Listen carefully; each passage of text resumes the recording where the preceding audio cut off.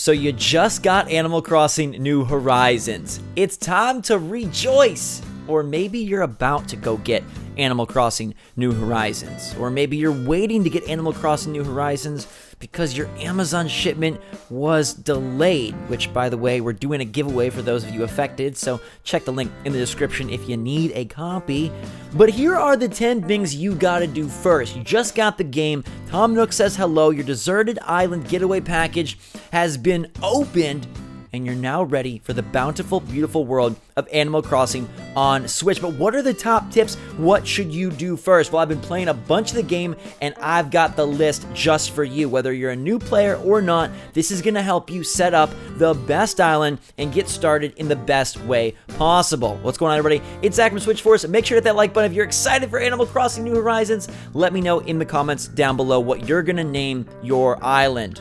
If you don't know what I've named my island, you can check the other videos. I think it's pretty good. I'm a little embarrassed to say it out loud. It's maybe a little girly, I don't know. I think it's appropriate though. It fits, it's Nintendo, it's beachy. Go check it out. Anyhow, here's what we got going on. Animal Crossing New Horizons opens up with a little bit of a tutorial, and then it lets you go free. The time matches up with your real-time clock, and you're ready to do whatever kind of work and activities you see fit. So here are the top 10 things to do first when you get Animal Crossing New Horizons. Number 1, don't pick this island. The game gives you a choice between 4 different island patterns, and I'm telling you, this one looks ultra cool, and it might be if you're playing the long game, but early on, it will lock you off from about 40% of your island. Now, maybe that doesn't matter to some of you, but it is a lot less real estate for you to run around, place your tent, place friends' tents, or just harvest different resources, because bridges come much later. And without bridges, you can't cross water. So be wary of picking any island that has extended waterways. You're not going to be able to cross them, and it will cut you off in the early game. But if you want a really cool island for the later game, maybe you do roll with one of those more complex maps. It's up to you. Number 2, set up your tent, find a good spot, and maybe pick a good spot for your friends as well. You'll load into the game and arrive on your island with you, the Nook clan, and 2 other villager critters. So make sure you find a good spot for your home.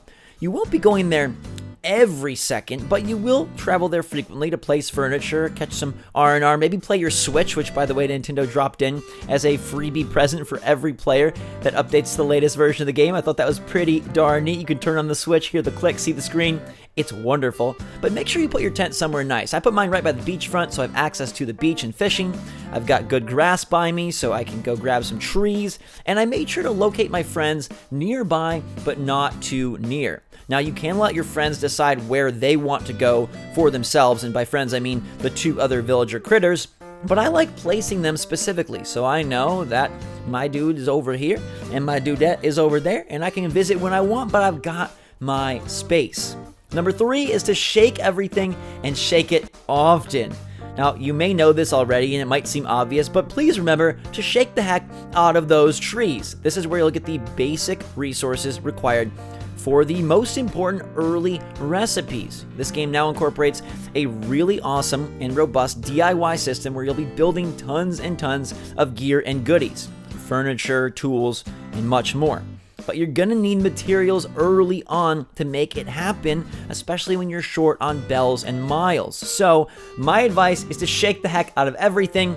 You may even find a very dangerous surprise. Number 4 is to pay off your darn miles, dudes. Tom Nook has established the Nook Miles program in order to help you, 1, pay off your debt, and 2, guide your experience. These take the form of achievements that you can go look at and set out on a specific task, but they'll kind of just happen, and you'll roll into them accidentally or automatically as you complete mini challenges and mini tasks like catching 5 fish or building 10 pieces of furniture. But these miles are very critical, And what's even more critical is paying off your debt so you unlock the Miles Plus program and you unlock the Miles Shop. It's only 5,000 miles that you owe Tom Nook for this getaway package. And even though he is a little bit sinister and at times maybe even villainous, it's good to get that debt cleared out as quick as possible. Once you pay the 5,000, the Miles Plus program opens up even more ways to earn, and then you can spend those miles on goodies from the specific Miles Shop on things like new hairstyles, new gear and goodies, and Mystery Island tickets, things that are only purchasable through the Miles store.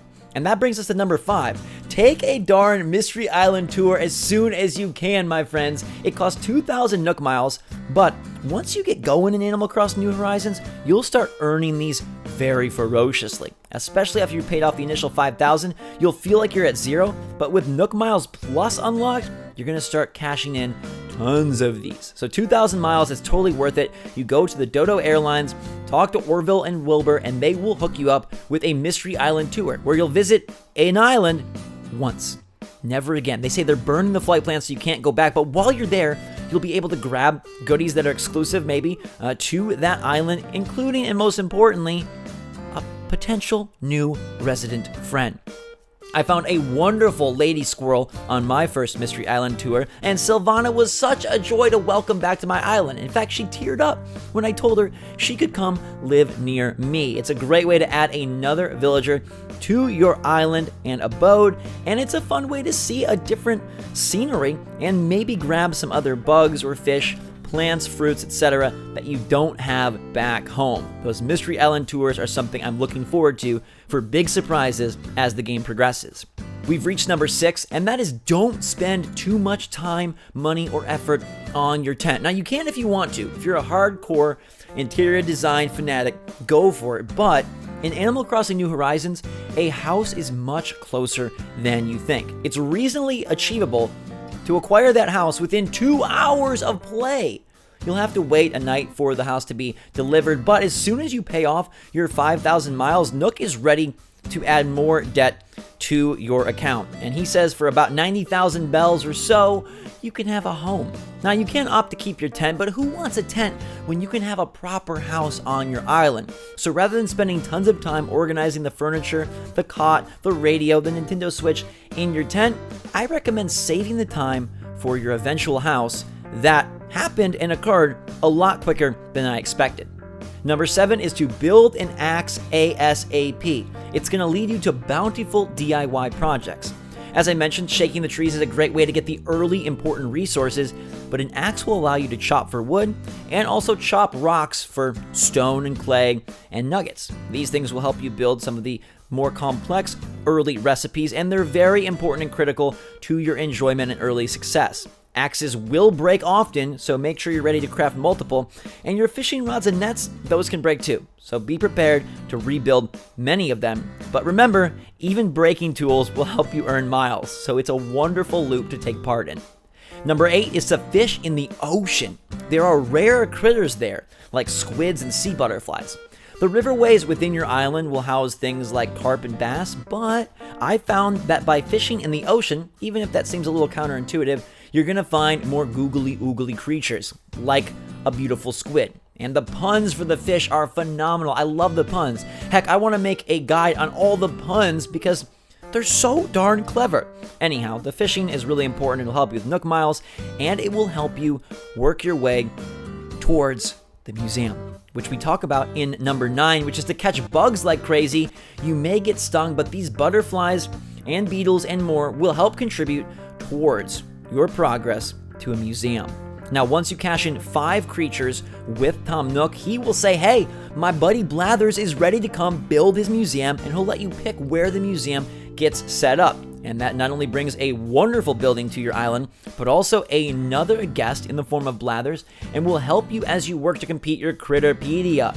I really like catching bugs unless a beehive gets rumbled, and then you're on the run before your eye gets done. And by done, I mean closed and stung like 50 times. It's painful, but luckily Nook is stocked up on medicinal supplies. He's got you covered, and you can open that eye in no time. Hopefully in no time to see Blathers building his wondrous museum, which from the trailers we know, the aquarium and museum, all of that stuff looks phenomenal. So I can't wait to dig deeper down that path. And number 10, the final tip that you gotta do first is sell your stuff. In the early game, it may seem like you want to hold on to all the things you find. Like, wow, I worked really hard for that piece of coral. Dang, it took me a while to get a little bit of clay. But trust me, don't be shy. Sell it off, and you'll be rewarded with lots of bells that can be used for cool early game purchases. If you can't find the specific recipe or supplies for something like an axe or a net, you can buy one with early bells. And there are plenty of other resources on the island, so even if you find something cool, don't worry, you'll probably find it again and probably find it soon. And there you have it, top 10 tips for starting Animal Crossing New Horizons, the 10 things you gotta do first. It is a wonderful game thus far. I'm blown away by how good the whole package has come together, and I can't wait to dive in further.